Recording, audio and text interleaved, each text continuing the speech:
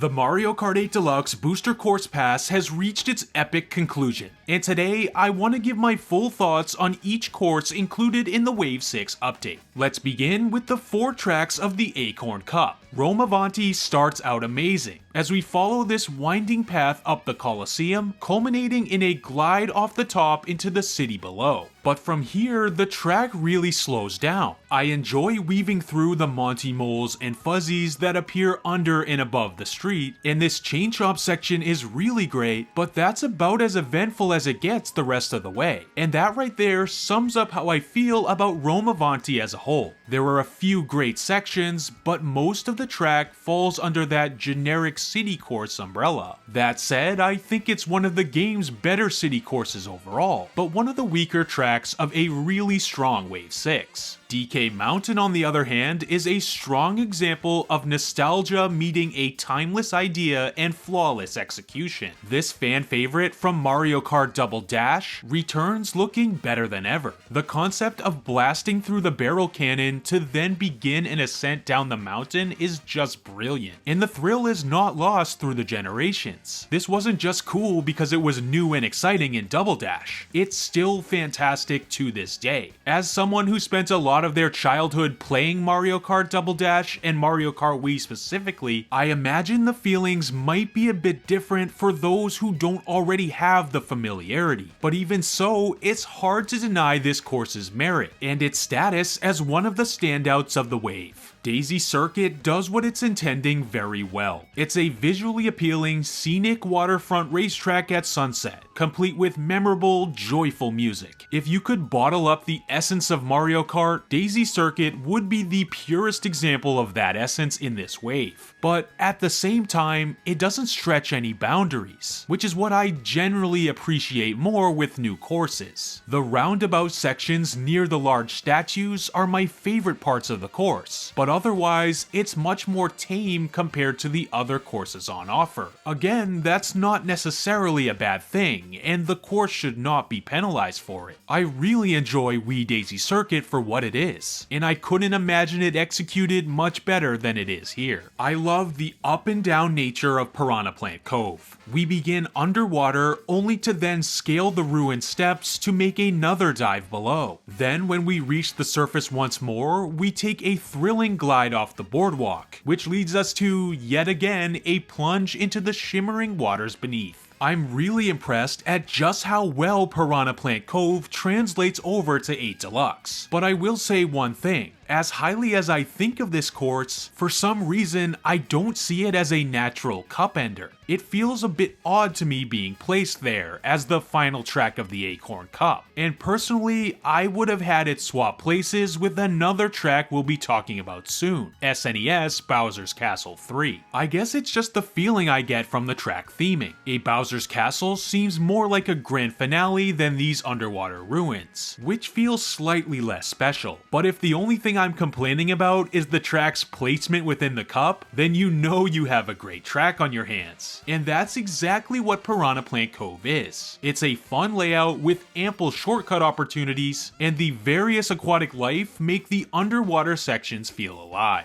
Now moving on to the last cup of the Booster Course Pass, the Spiny Cup, we're talking about the opening track, Madrid Drive. It's my belief that Madrid Drive is in the conversation for best real-world city track in the entire game. While it does suffer slightly from that city track genericness, there are enough points of interest throughout each lap to keep things stimulating. I wouldn't say it's all that much better than Rome Avanti, but I do hold it in slightly higher regard, just due to the fact that there's more going on. Whether it's a live piranha plant popping out of a museum painting, a giant wiggler patrolling the town square, or shoe goombas kicking balls in the stadium, it's easy to get lost in all the sights of Madrid Drive, especially your first time around. It may not be the top of the top tour city courses, I think Athens Dash might make a better case there, but it's certainly in the upper echelon, and a very enjoyable, memorable course when all is said and done. 3DS Rosalinas Ice World is one of the surprise inclusions of Wave 6, and for me, it's also a surprise just how well it came together. This shimmering, icy wintertime track is right up there with Merry Mountain as one of the best snow-themed courses in the entire game. I like how, despite being a winter track, the water isn't fully frozen, leading to a great underwater section that, despite being very short, I really enjoy each time I race on it. For some reason, seeing the swimming penguins always makes me smile. And on my first go around of the Wave 6 courses, seeing them during the underwater section was the moment I said out loud to myself, wow, this wave is awesome. Sure, it's pretty standard fare for a snowy course, and nothing here is going to blow your mind, but similarly to what I said about Daisy Circuit, I think Rosalina's Ice World is beautifully done, and nails what it's going for. Plus, it's always great to see some Mario Kart 7 representation, as that's one of the more underrated games in the franchise. Now it's time to talk about the penultimate track of the Booster Course Pass, and that's the highly anticipated SNES Bowser's Castle 3. This old school Bowser's Castle course saw its first 3D redesign in Mario Kart Tour, but Mario Kart 8 Deluxe has taken things a step further with this track's inclusion in the Booster Course Pass. What I admire most about the Bowser's Castle 3 we got in Wave 6 is its verticality. While the original version of this SNES course was completely flat,